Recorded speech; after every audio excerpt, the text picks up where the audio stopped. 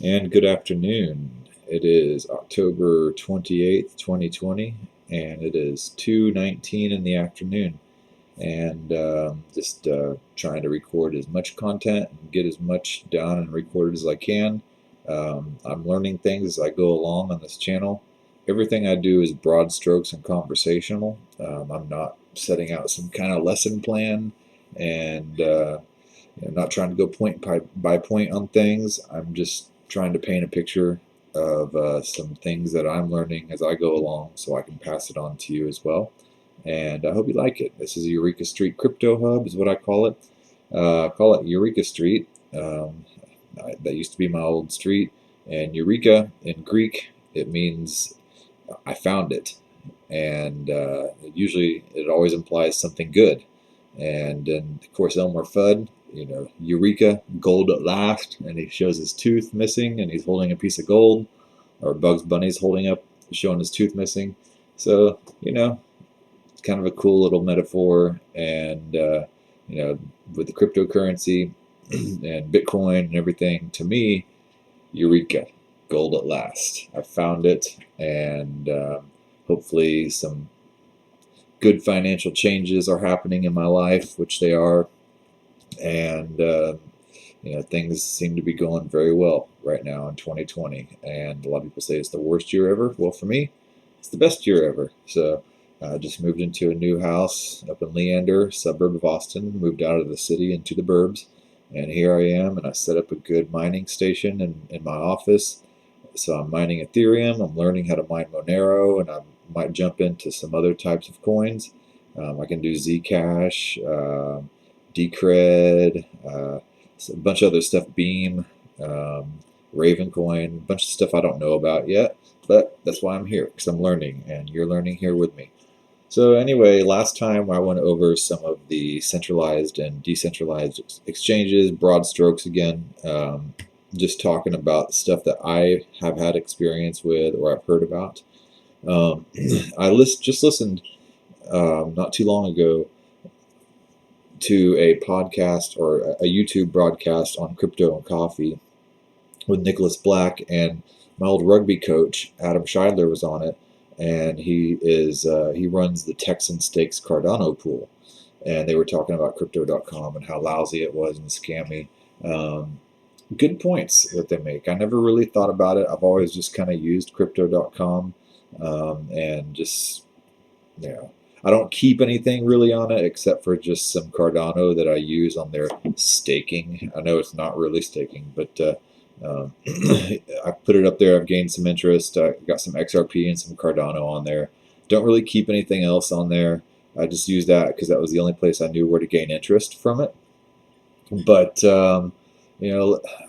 they suggested to set up a Daedalus wallet for Cardano, and I will minimize this.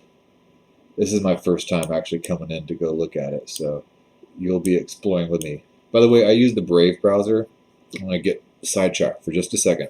For those of you who don't know and are using Google Chrome and Microsoft Edge or Mozilla Firefox, which I like Firefox, or Opera or any other type of browser, I switched over to Brave. Brave browser is a really good experience. It is built with privacy in mind, and is also built with income in mind. So you can earn income, the BAT token, from clicking on ads, and you can have the option to have the ads pop up, and they just pop up down here in the corner, and you can click on it, and usually it's pretty good advertisers. I've found some really cool stuff through the Brave advertisements. And then you earn BAT token, and it automatically gets deposited into your Uphold wallet once a month. And usually I earn, I don't know, maybe between $5 and $13 a month, which is pretty good. I mean, hey, that's a free lunch. So, and that adds up, and and who knows what the Brave token will do? Maybe the BAT token. Maybe the BAT token will go to the moon once everybody sits there and downloads Brave browser to their computer. But it has good privacy features that you can turn on and off. You can also tip your favorite content providers, and you tip them the BAT token. So, and then MetaMask wallet works good with it. And I went over MetaMask a little bit on the last episode. But in a little bit, I'll pull it up. But first, I'm going to get back on topic, and let's look for this Daedalus wallet for Cardano.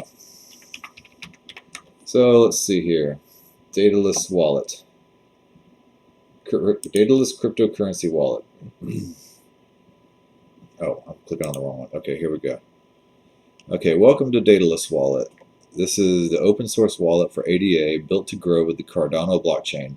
Now, just so you know what Cardano is, I kind of broad stroked Ethereum last time, and Ethereum is a blockchain made to be spanned across computers all over the world in order to be a platform to build other types of dApps and applications on, kind of like Microsoft Windows with the programs running on top of Windows.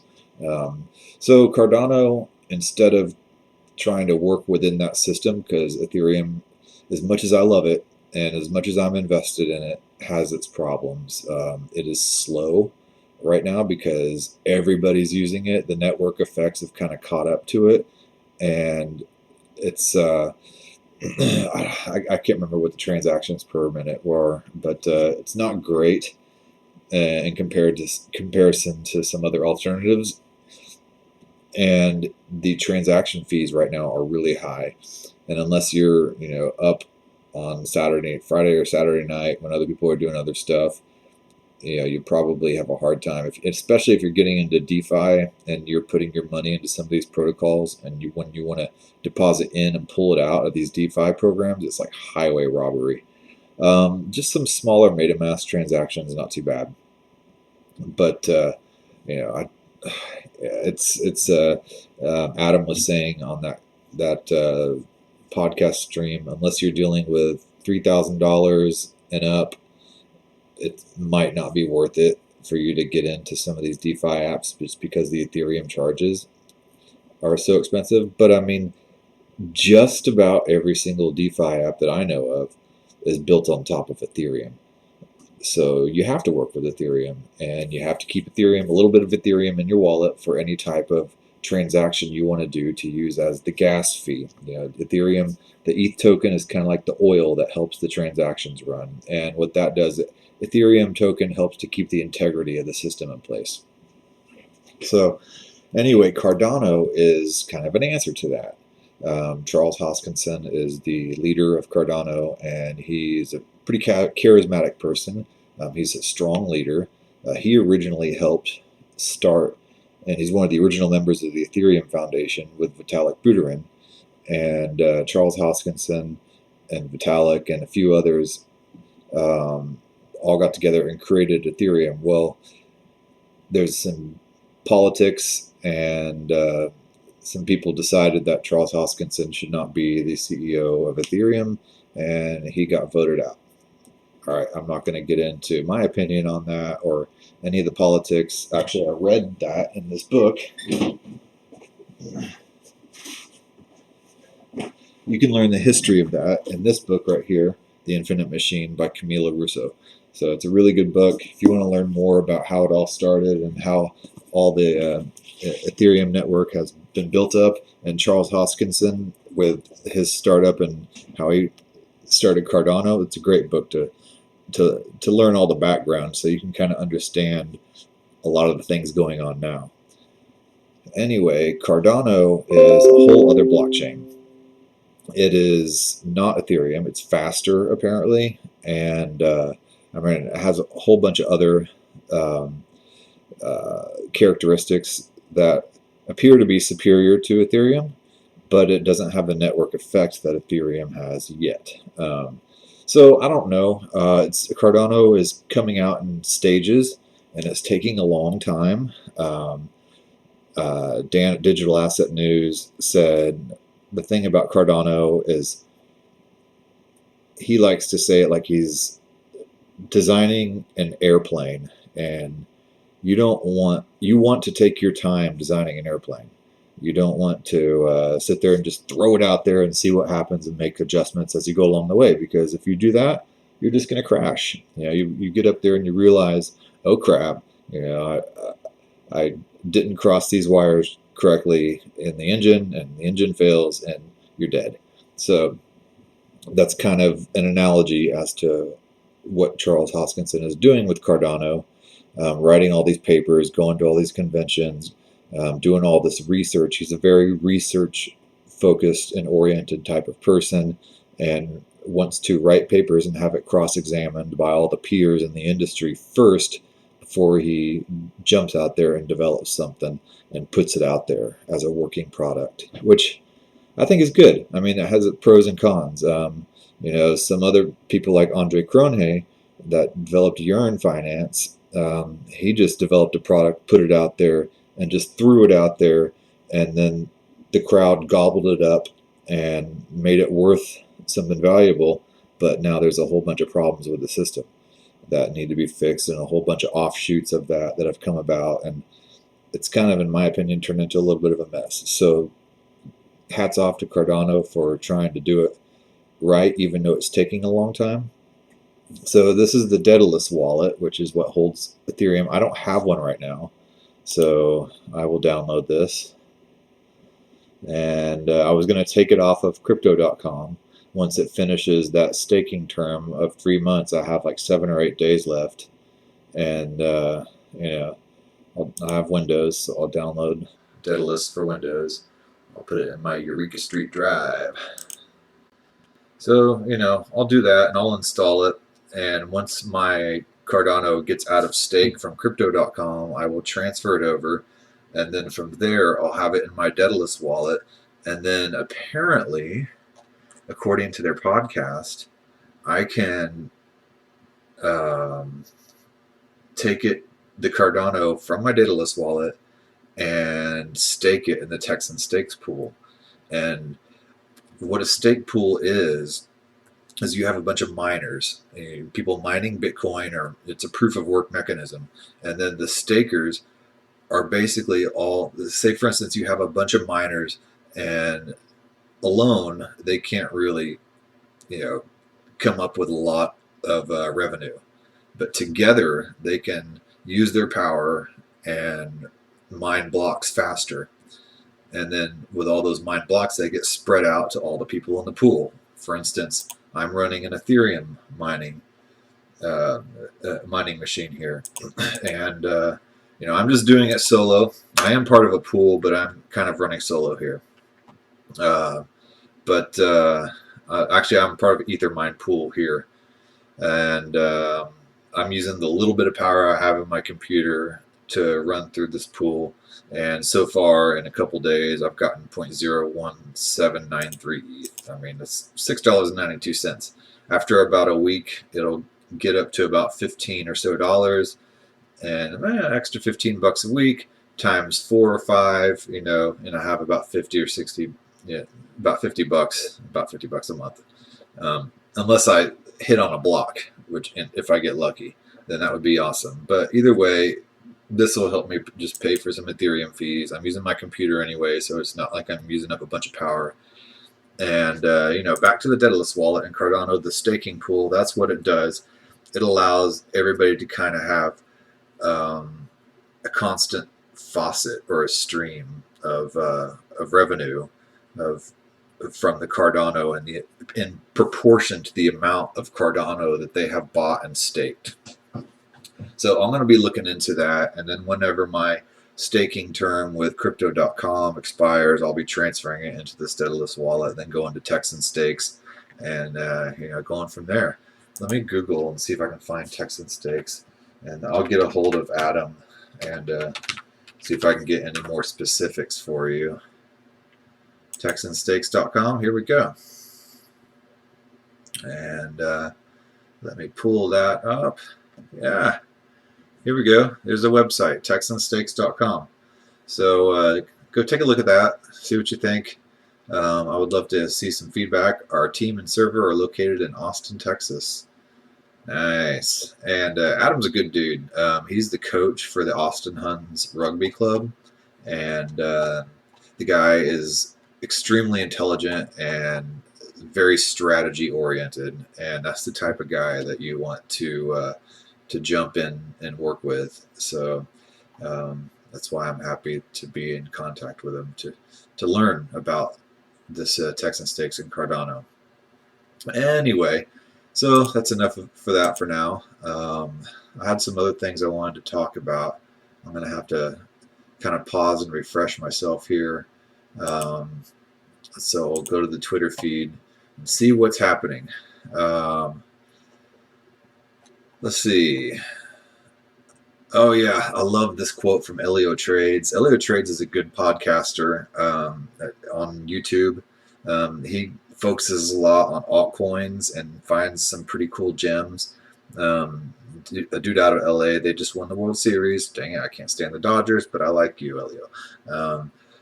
It says crypto forces you to become versed in economics, tech, community building, regulation, game theory, and common sense. Strong crypto investors and entrepreneurs are the modern day Renaissance men or women. Absolutely 100% agree with this.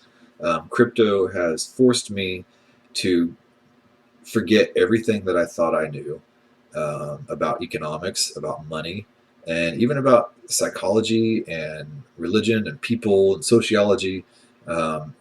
It's helped me learn things like math and uh, and different ways of going about um, uh, creating and implementing algorithms. I've gotten interested in coding like Solidity and Python. So there's a whole bunch of different things, and business development too. And I was doing some work a little bit for something called the CI network, in which I was trying to sell promotion for small coins, and then I was a Unibright ambassador, and I was just basically trying to pump Unibright because I think Unibright's a pretty cool project and what they're doing, and they're going big places and working with large corporations. Apparently, some latest news is Salesforce will be joining with Unibright. I know Microsoft SAP is one of their big users, or trying to be, and they're partnering with Baseline Protocol. Coca-Cola North America, a lot of good stuff going on with Unibright.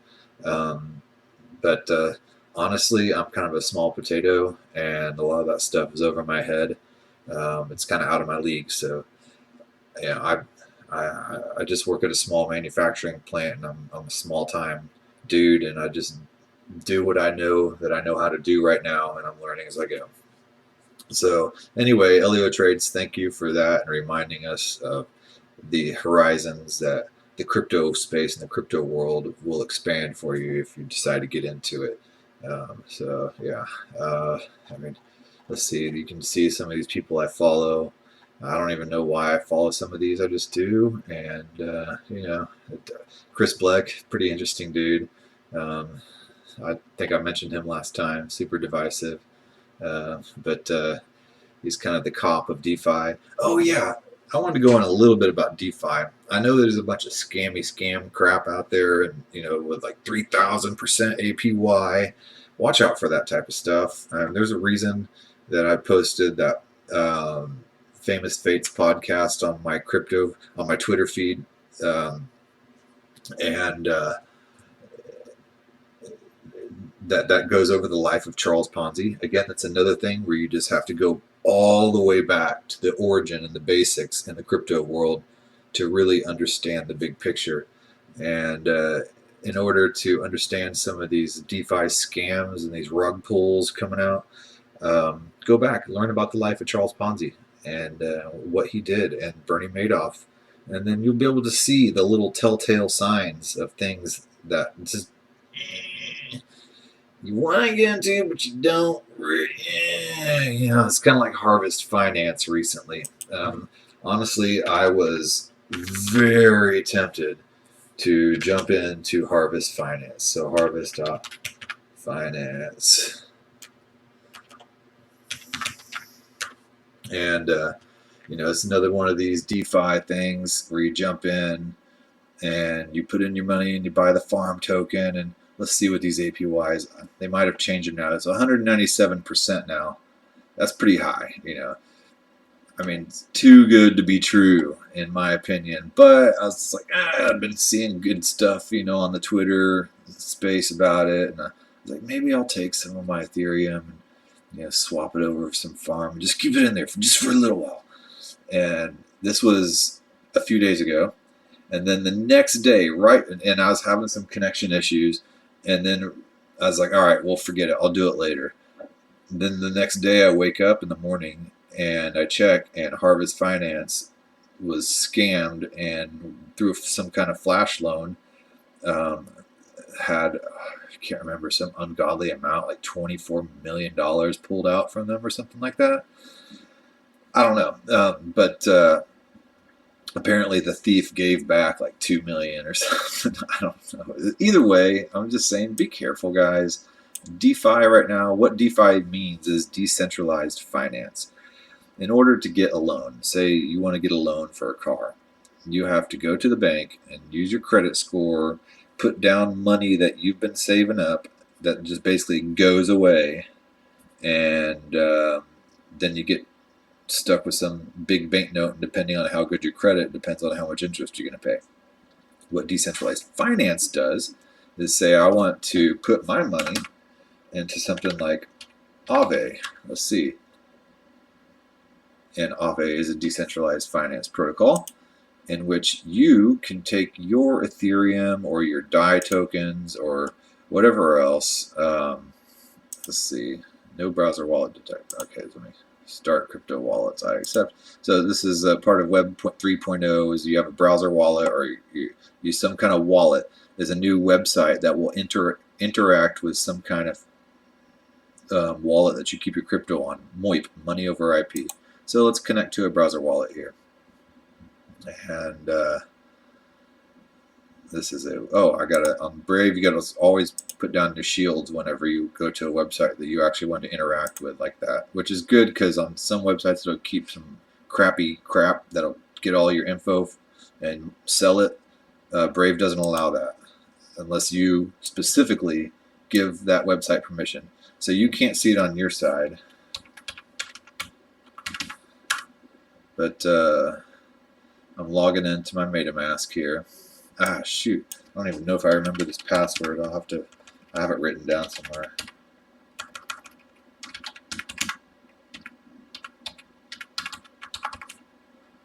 Okay.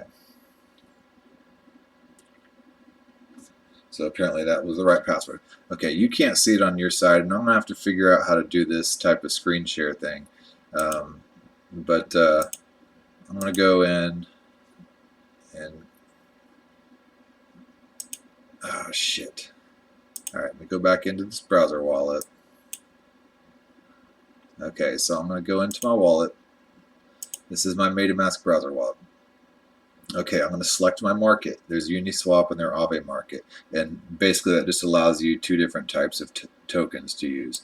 So I'm just doing this for demonstration purposes only. So here's the dashboard. I don't have anything in here yet. I did recently, and I made some decent money off of going in here and depositing. And I deposited a couple $1,000 and got of DAI token that I got off of MakerDAO by letting them hold my Ethereum.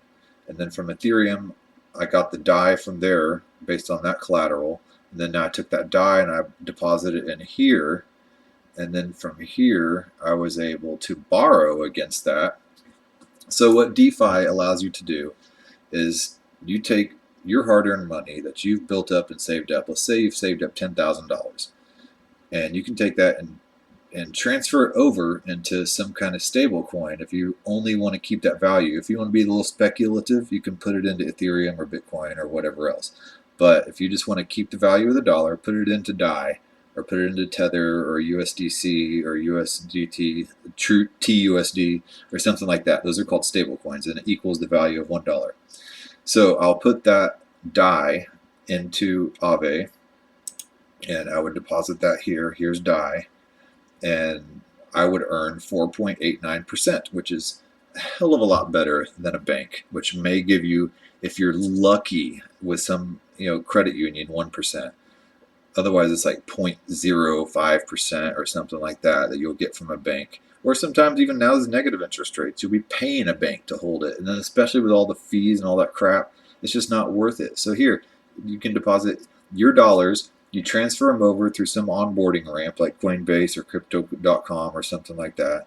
And then you transfer them over here to Aave, and then you buy through Uniswap or whatever. You get DAI or USD coin, USDC. You'll get 6.41%.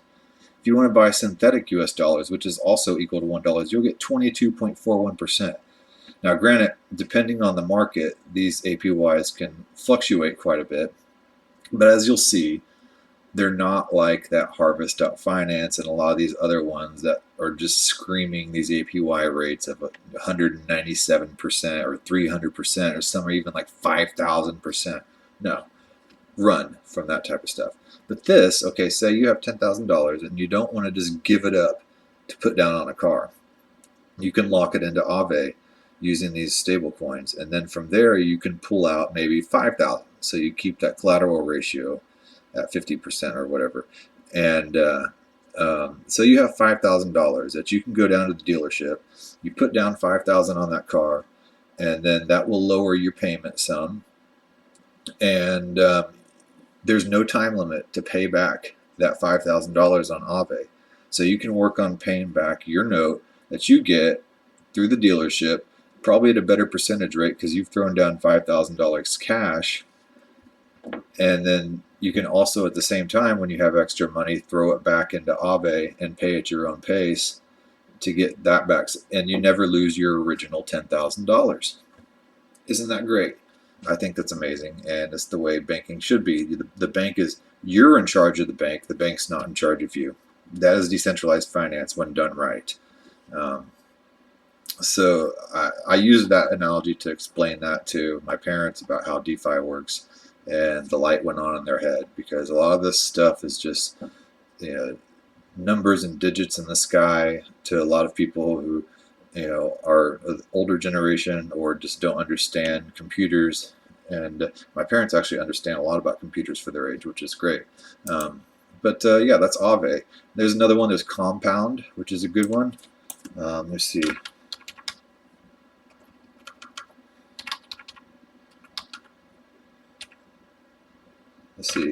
I think it's Compound.finance.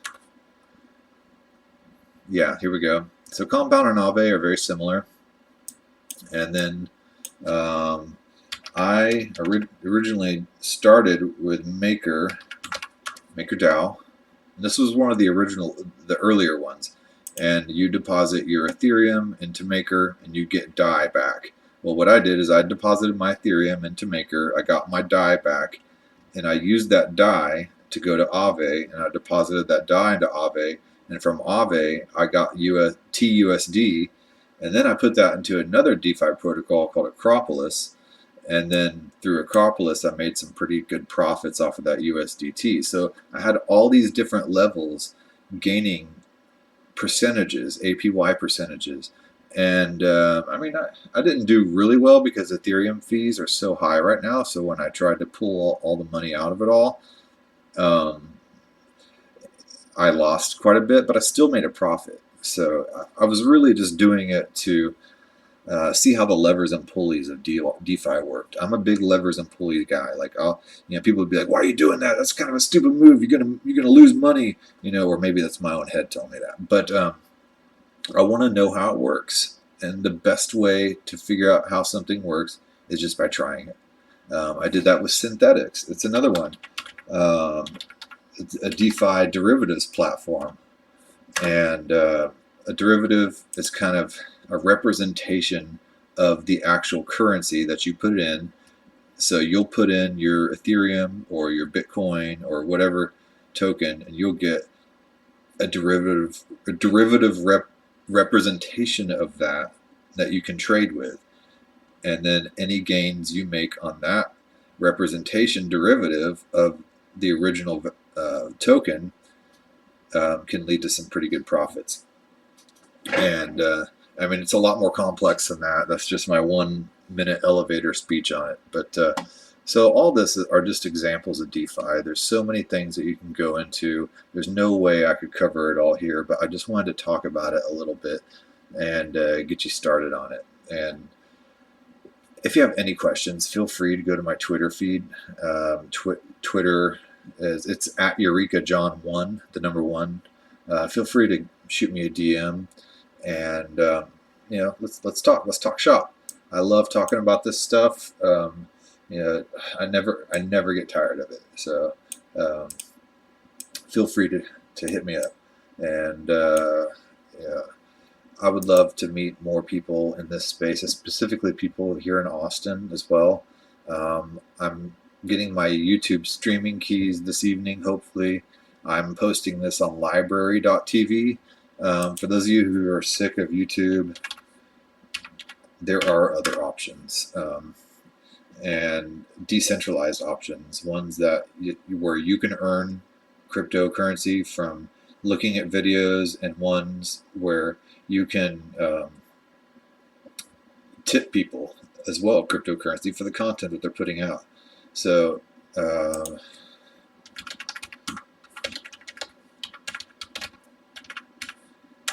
here, Eureka Street Crypto Hub.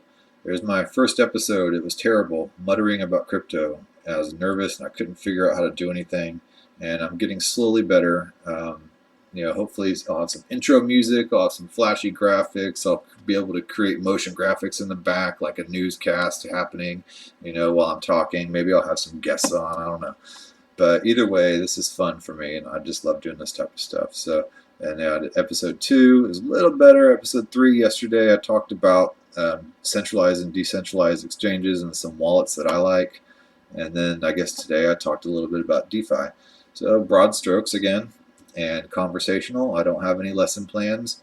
And then so I'm on YouTube and Library TV. Just look for me, Eureka Street Crypto Hub.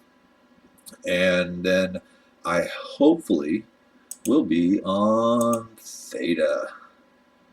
And hold on, that's a Theta token. The Theta TV project is a project in which you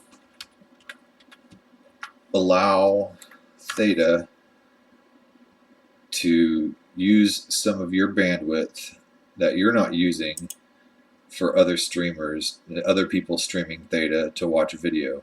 And you can tip the content creators. You can the content creators can stream live or upload their videos, basically like a YouTube. I mean, there's some pretty cool channels, and I talked about this last time. Huobi Live does some great 1-minute elevator speech type of crypto videos, just talking about the basics. It's here we go. Talking about blockchains and smart contracts, what they are. I mean, I've just had this going in the background while I'm working, and I learned from many things at once, many inputs. It's how I learn. Not everybody's like that, but I believe the more you inundate yourself into some kind of culture or language, the more you'll pick up not just the actual structure of a language, but the context, the usage, the sounds, the gestures, and then eventually it'll just all like click and come together. It's like when you learn. I know Spanish and French, and the first time that I had a dream in either of those languages just like blew my mind. I woke up and I was just like, I know that language. And it's the same thing with cryptocurrency. I just was like, I'm going to learn this. I'm going to get into it. And I would just put on podcasts while I'm doing something else. I would go jogging and have podcasts going on in my ears, and they're talking about AML and KYC, and I have no idea what those acronyms are. And then eventually, someplace in conversation, somebody might talk about like what KYC is, and then they say it, know your customer, and then I'm just, oh, that's what that means, and then just got to inundate yourself. So if you feel overwhelmed by all this new stuff, or what the hell is this, or this is all just scammy just because you don't understand what we're talking about, just take a step back, learn something new, inundate yourself with it until you understand it. I mean, there is so much to be understood here. Here's EOS, another Ethereum alternative. So there's platforms, there's wallets, there's coding languages, there's protocols, there's I don't know, man. There's just so much to this ecosystem, and people become specialists in certain parts of it. There's some things I'm good at and some things I'm not, and I'll try to stick to the stuff I'm good at, but I want to know a little bit about everything in order to be able to hold somewhat of an intelligent conversation. So go on Theta TV, learn some stuff through this Huobi channel. I'm looking to hopefully get my own streaming keys so I can stream on Theta TV as well. Anyway, I've been going for a little while now. I'm gonna hang my hat on this one today. I feel good about it. I got to get back to work anyway, and yeah, you guys have a good rest of your day, and hell yeah, sign out. Eureka Street Crypto Hub, and say hi to me on Twitter at EurekaJohn1. No, just EurekaJohn1. All right, later.